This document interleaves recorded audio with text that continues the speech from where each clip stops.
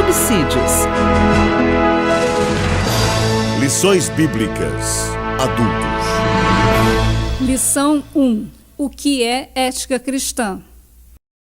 A paz do Senhor, meus irmãos. Eu sou o pastor Douglas Batista, comentarista das lições para esse próximo trimestre sobre valores cristãos. Eu quero agradecer a oportunidade que me foi concedida pela CPAD e pela CGADB, e também eu quero estender a minha saudação aos professores, aos superintendentes de escola bíblica dominical em todo o país. Eu sou pastor-presidente da Assembleia de Deus aqui em Brasília, no Distrito Federal, e presidente do Conselho de Educação e Cultura da CGADB. Sou casado com a missionária Dirley, sou pai de 2 filhas, a Priscila e a Jéssica, e nós estamos labutando nesta área do ensino, no ministério que Deus nos confiou. A lição de hoje, a lição de número 1, que trata sobre a ética cristã. Todos nós temos ciência que estamos vivendo um momento conturbado em nossa sociedade, quando sofremos ataques sistemáticos aos valores da cultura judaico-cristã. E a proposta da lição de número 1 é apresentar um conceito geral de ética e as lições subsequentes tratar desses temas morais que estão sendo solapados de maneira acentuada em nossa sociedade. A ética cristã, de um modo geral, pode ser conceituada como a conduta ideal que se requer do cristão, ou seja, o comportamento padrão que o cristão deve ter no seu dia a dia. E, para tanto, nós precisamos de um pressuposto. E o pressuposto da ética cristã é a Bíblia Sagrada. O fundamento da ética cristã está na revelação da Palavra de Deus. Gostaria de fazer um pequeno retrospecto em relação a essa questão do conceito de ética, para lembrar aos nossos irmãos que lá na antiga Grécia, por volta do 4º século a.C., mais ou menos, os filósofos Platão e Aristóteles trouxeram um conceito de ética. A ética para Platão era algo transcendente. O que isso significa?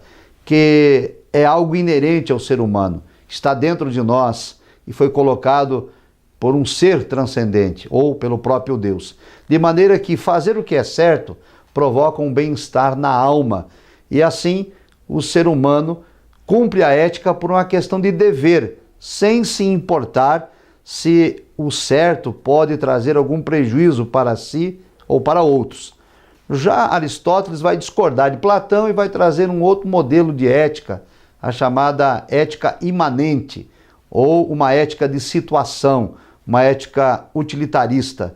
Para Aristóteles, a ética dependia então da situação, a depender das regras que eram ditadas pela sociedade, de maneira que o cidadão vai fazer o que é certo ou errado, pensando naquilo que pode lhe trazer ou não prejuízo.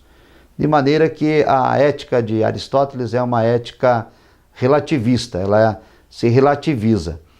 Os nossos chamados pais da igreja, os teólogos da igreja, como Agostinho de Hipona, por exemplo, eles estudaram, apresentaram os conceitos da ética cristã, e Agostinho vai dizer o seguinte: ninguém vai conseguir viver a ética cristã, que é inerente ao ser humano dado por Deus, se não experimentar o novo nascimento, a regeneração. Já o Tomás de Aquino, mais tarde, vai pensar um pouco diferente.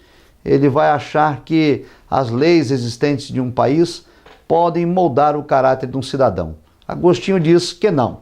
O caráter do cidadão, a ética cristã, só pode ser moldada pelo Espírito Santo de Deus habitando em nós por meio da regeneração.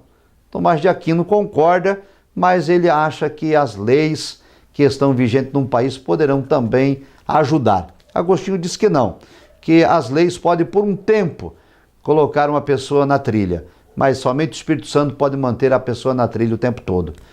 De modo que esta visão de Tomás de Aquino, que relativizou a ética, ela vai imperar na Idade Média, e só com a Reforma Protestante de 1517, com Martinho Lutero, é que nós vamos resgatar essa ética de Platão que é a ética transcendente, a ética de Agostinho de Hipona, que é a ética que é movida no interior da pessoa pelo Espírito Santo de Deus, e a partir da Reforma Protestante, então, há um resgate da ética de Agostinho e da ética bíblica, porque agora, com a Reforma Protestante, vai ser instaurado o princípio teológico das 5 solas, sendo que a principal, a primeira delas, é a sola Escritura.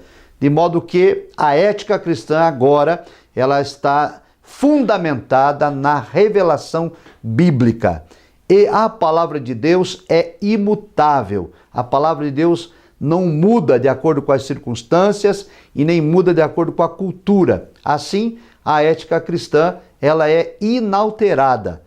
Desse modo, o relativismo cultural, tão presente hoje na sociedade contemporânea, que afirma que a ética é uma ética de situação, é uma ética utilitarista, que depende da cultura em que nós estamos inseridos, esse relativismo cultural, ele não se coaduna com a ética cristã, porque a ética cristã é imutável ou inalterada, independente dos tempos, das épocas ou da cultura em que nós estejamos inseridos. Assim, a revista, na lição de número 1, vai apresentar, então, a Bíblia Sagrada como fundamento e o pressuposto da ética cristã. Vai tratar, por exemplo, de questões como as leis morais que estão reveladas lá no Decálogo, especialmente em Êxodo capítulo 20, quando nós temos a revelação de Deus quanto à questão moral do crente, do fiel, daquele que professa a sua fé em Deus. Os 4 primeiros mandamentos é na relação entre o homem e o próprio Deus, como adorarás somente o Senhor teu Deus, não terás para ti imagens para adorares, tomar o nome do Senhor em vão é proibido, e é preciso ter um tempo especial para adoração. Então, esses 4 primeiros mandamentos é a ética ou a moral entre o homem e o seu Deus. E os outros 6 mandamentos é a nossa ética de relacionamento com os nossos irmãos, com o nosso próximo. É o relacionamento na horizontal. Entre outras coisas, os mandamentos vão dizer honrar pai e mãe, como também não matar, não furtar, não mentir, não cobiçar, não adulterar e etc. Ou seja, esses 10 mandamentos fazem parte da lei moral que tem como pressuposto a Bíblia Sagrada. E esta lei moral não pode ser mudada. Quando nós formos estudar, por exemplo, a questão do aborto e a questão do suicídio, nós vamos voltar nesse pressuposto da lei moral do Decálogo que diz não matarás. Quando nós vamos tratar questões de sexualidade, nós vamos voltar à questão moral do Decálogo como não adulterarás e assim por diante. Entre outros, nós temos na Bíblia Sagrada o Sermão da Montanha, que envolve os capítulos 5, 6 e 7 de Mateus, e ali nós temos vários assuntos que o Senhor Jesus vai tratar sobre o viver ético de um cristão. Eles estão enumerados na sua revista, são vários aspectos, e eu concito aos nossos professores a atentarem para esses detalhes e lerem as referências que estão ali indicadas, para que se possa trazer, por exemplo, aos alunos a questão da renúncia do pecado, a oferta do perdão, a esperança da salvação, a vida em santidade, que são éticas do reino de Deus. Além disso, nós temos, de um modo geral, ali no Sermão da Montanha, questões tratando sobre a ira, sobre o adultério, sobre o divórcio, sobre o juramento, sobre a vingança, também sobre oração, jejum, esmolas, o pré-julgamento, o preconceito, a discriminação, a intolerância. São temas que estão presentes aqui no Sermão da Montanha e é muito importante abordar essa questão com os alunos. E também nós temos as epístolas paulinas e as epístolas gerais, que tratam e abordam essas questões éticas. Há muitas questões ali que estão elencadas, como a relação do cidadão com o Estado, a relação com a pena de morte, a relação com a sexualidade, com o casamento e tantos outros temas relevantes no quesito da ética. Então, esta lição de número 1, ela é importante porque ela vai trazer o arcabouço teórico da questão ética e da questão moral, salientando e deixando isso muito claro que a nossa ética é uma ética ortodoxa, uma ética cristã, que tem como fundamento e pressuposto a Bíblia Sagrada. E para nós, os cristãos, a Bíblia Sagrada é a única, infalível e inerrante regra de fé e conduta. Portanto, a palavra de Deus não se relativiza e ela se mantém inalterada. Assim, a ética, que tem a Bíblia como pressuposto, também não vai mudar.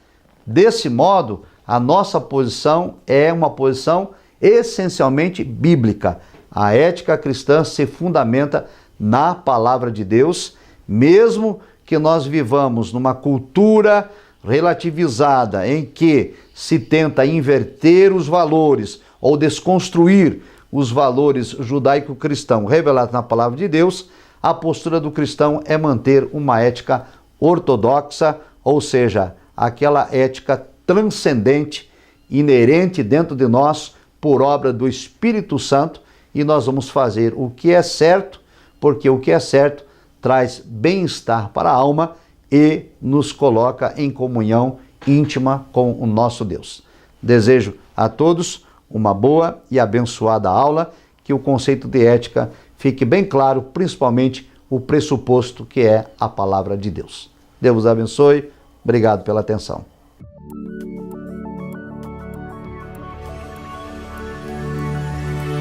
CPAD, a editora da Escola Dominical.